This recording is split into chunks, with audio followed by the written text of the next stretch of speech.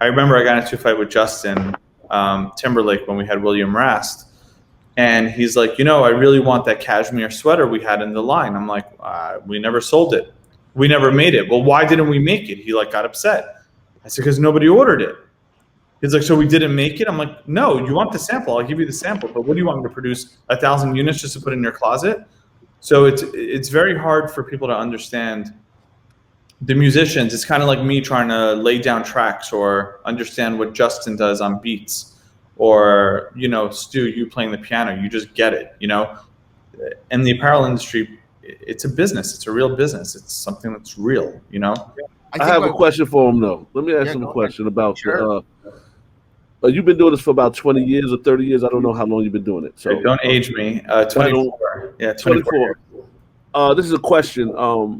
Being that technology has changed and made things a little bit more accessible as far as manufacturing and doing things, do you think it's still going to cost as much money as it cost 20 years ago to somebody with your skill level and your business savvy starts now?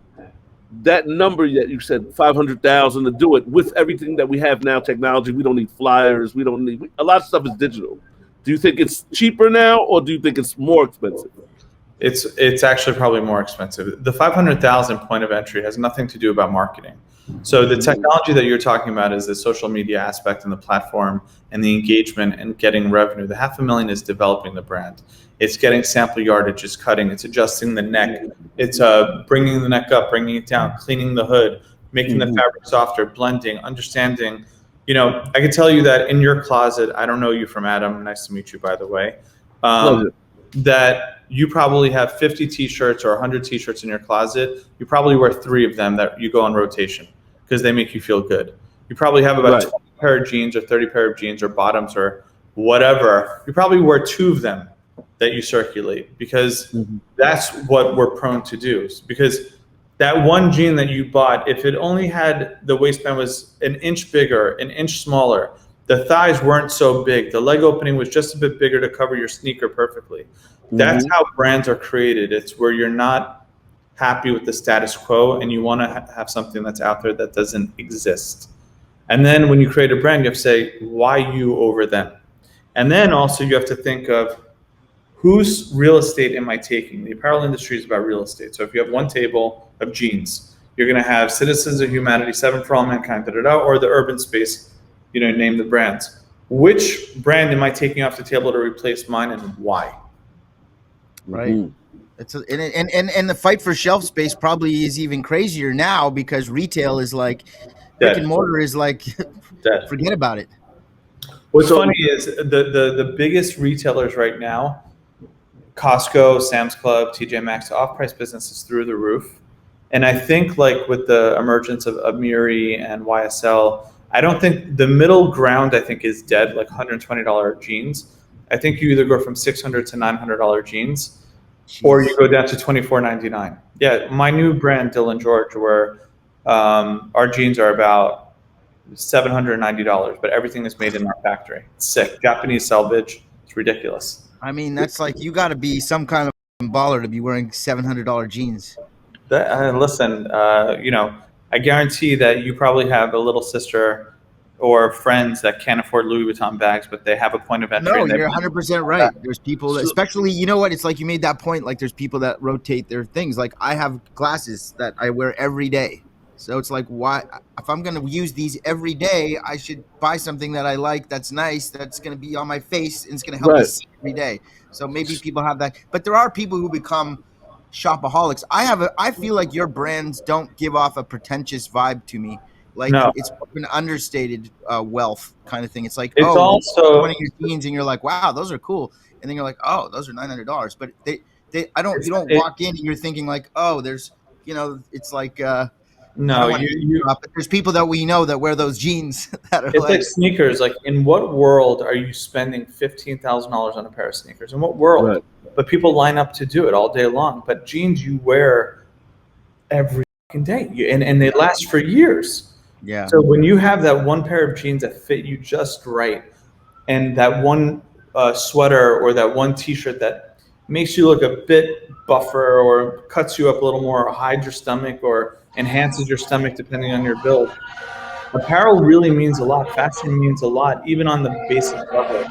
Yeah. So what you're saying, most of the money goes in actually developing the product. That's what the big money goes into. Yeah, Having the line and buying making it sample perfect. yardage, making samples, doing the patterns, absolutely, yeah. Okay. It's like, owning that one baseball card that's really valuable, or finding that one on, Well, Hip hip hop is sort of like that, but in a way. But hip hop, they change clothes every day. Even the bums in the street match Well, their sneakers the with other their thing, like shoes. Like I buy a pair of Jordans, I wear them, and people are like, "Are you crazy? You're wearing your shoes?" And I'm like, "What do you mean they're shoes? I'm wearing them because I want to wear shoes." So I'm asking this because there's a lot of people out there trying to do fashion. That hip hop is big with the fashion now. As far as the new rappers wear their own clothes, the merch they're trying to make the merch how you're doing it in big time fashion.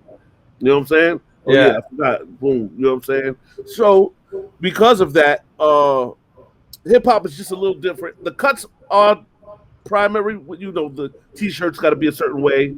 But now we have technology that'll tell us what t-shirts to get, what cuts to get, and not as high end as yours. I'm not talking about what you're doing.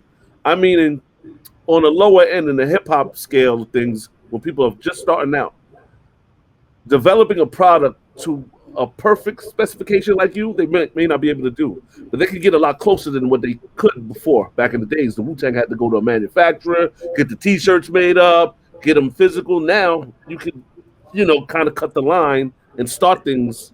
You're not cutting the line. You're just going to an American Apparel and buying a blank, is what you're saying. When you want to do something custom, you're actually meeting with the pattern maker. You're cutting it. You're making your first sample. Right. You're applying the shrinkage.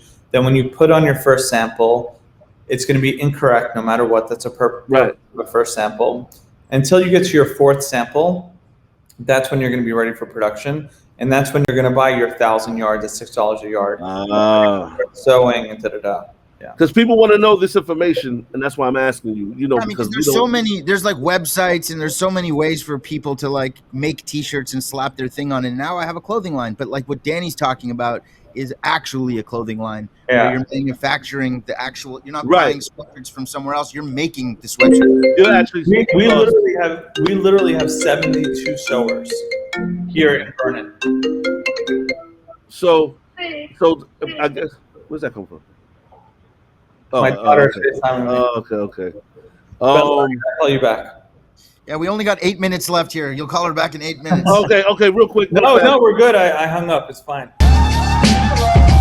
Never thirsty.